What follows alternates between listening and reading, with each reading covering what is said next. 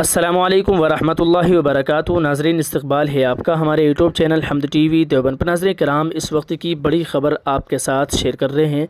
नाज़रीन, बहुत ही अहम ख़बर और बहुत ही अहम वीडियो है जो कि रमज़ान मुबारक के ताल्लुक़ से है।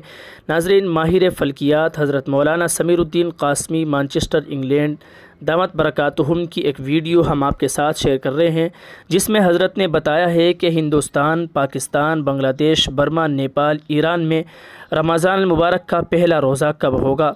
नाज़रीन, ये वीडियो हम आपके साथ शेयर कर रहे हैं। आपसे गुजारिश है आप इस वीडियो को मुकम्मल देखें और इस वीडियो को ज़्यादा से ज़्यादा शेयर करें और अपनी राय कमेंट बॉक्स में ज़रूर करिए।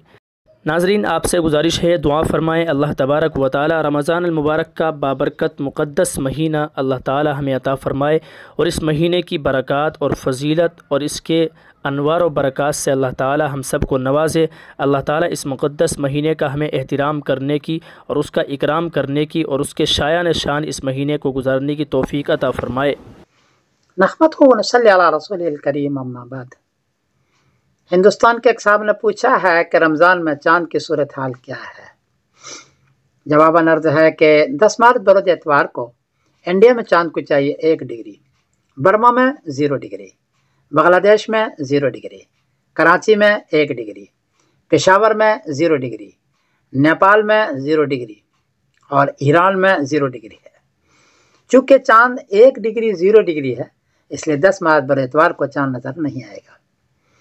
11 मार्च बरोज़ पीर को इंडिया में चाँद को चाहिए 15 डिग्री, बर्मा में 14 डिग्री, बांग्लादेश में 14 डिग्री, कराची में 15 डिग्री, पेशावर में 14 डिग्री, नेपाल में 14 डिग्री और ईरान में 15 डिग्री है।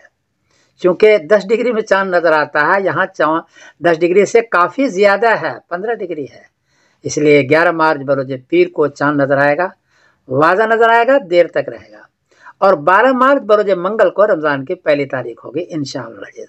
हमें भी दुआ में याद रखिएगा। रमज़ान के अंदर मैं समीरुद्दीन क़ासमी बोल रहा हूँ मैनचेस्टर इंग्लैंड से। अस्सलाम वालेकुम व रहमतुल्लाहि व बरकातुहू।